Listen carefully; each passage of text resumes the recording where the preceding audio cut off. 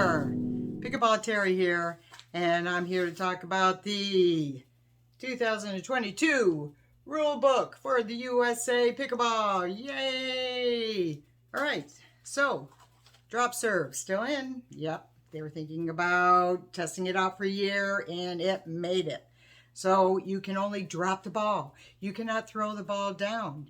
All right, you can take the ball, put it on your paddle, and drop it that way, but you cannot apply any kind of downward force. People ask me all the time, do I have to drop the ball outside of the court, the baseline, or can I drop the ball inside the baseline in the court? And you can drop that ball there. You can also let it drop or bounce 1, 2, 3 times, as long as you do it in 10 seconds after you call the score. No fast serving. No calling the score and serving the ball at the same time. No hiding the ball. I didn't know this was a thing. People hiding the ball before they serve it. Can't do that. I didn't know people who were doing it, but obviously they were. No spin serves, meaning goodbye, rest in peace. The chainsaw serve. Can't do that. You can also not use your other hand, this hand, your paddle hand, to spin the ball. You can still use this hand to spin the ball. So, no more chainsaw. Sorry. All right. They were thinking about calling the score in the beginning 0-0 start, and which they did years ago. And they changed it to 0-0-2. Well, they decided to keep it 0-0-2, which is very hard when you're teaching beginners. It really messes them up. But anyhow, I usually tell my beginners 0-0 start, and then halfway through, I say, hey, I got to tell you, you're really supposed to say 0-0-2. But I said 0-0 start the other day, and somebody corrected me. So, anyhow, between the matches, okay, or the games. So you're in a tournament, you've got, I believe, 3 minutes between the games. So you got 3 minutes between games, all right? You now can add your 2 timeouts that are in the upcoming game to that in between. So if you need 5 minutes to, let's say, run to the bathroom, you can do it. But of course, that uses up your time and you don't get any more timeouts. Medical timeouts are 15 minutes. They're also, the referee can call it. It does not use up your 15 minutes later if you have to call another medical timeout. This is during a tournament, which is very interesting. So also you can't have any blood showing on your shirt. So if you plan on bleeding, like through a nosebleed or something like that, bring an extra shirt because you can't have any blood showing. Ooh, that's really weird. Sorry for even bringing that up. Now you can switch servers, not during the game. So if I'm the starting server, but we decide between game 1 and game 2 that my partner is going to serve, that is allowed. You just have to tell the referee or your opponents that you are switching servers. They also give you some kind of identification, usually a rubber bracelet. And then if you are no longer the starting server and your partner is going to be the starting server, then you would give your partner the bracelet.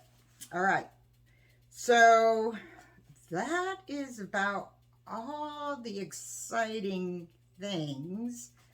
But there's one thing that I thought was pretty interesting is there is going to be no swearing anymore. I guess there was a lot of swearing. I actually saw on the pickleball forum somebody complaining in rec play that there was too much swearing. And they were wondering how to correct it. You know, how to tell the other person, please stop swearing so much. So I also found out that it's a foul in a tournament if you swear. And the difference between a fault and a foul is they take a point away from you if it's a foul. So if you say the F word, the ref or your opponents can say, you said the F word, not allowed, and they can take a point away from you. So you can actually start in a negative. So if you have 0 and you swear, you can go into the -1. Yeah, I know. Okay. So anyhow, I brought this up the other day, and somebody said, I think the S word, that sounds like rhymes with itch. And I said, hey, you can't do that anymore. And I said, that's a foul. I was just kidding around. It was during rec play, and we were just fooling around. And they said, well, what words are allowed and what words are not allowed? And, you know, can you swear in another language? Which was really interesting because that's a good point. So I actually made a list of words I thought should not be allowed. All right? So if you say the F word, okay? That's a definite no. And how about the S word that rhymes with itch, I guess? And how about HE double hockey stick? Can you say that? And, oh, this one's bad. Starts with a C, rhymes with punt. I heard this once on the courts. That was not a good day. Whoa. Definitely do not use that word. Okay, and how about starts with a B, and that also rhymes with itch. Can you say that? I don't think so. But I don't know. And then starts with a B, ends with tard. Yeah. Don't think so. And how about you dope? Or ding dong? I mean, I heard somebody say caca like 2 days ago. And I guess that's a bad word in Canada. So, word we don't use at all in the States. So, then we started talking about French words that meant swear words. And anyhow, wow, there's a lot of gray areas. So anyhow, I made a list of words. If you feel you should swear, these are better alternatives. All right. Knucklehead. Sugar plums. Carpetbagger. Kelly Clarkson. Gosh darn it.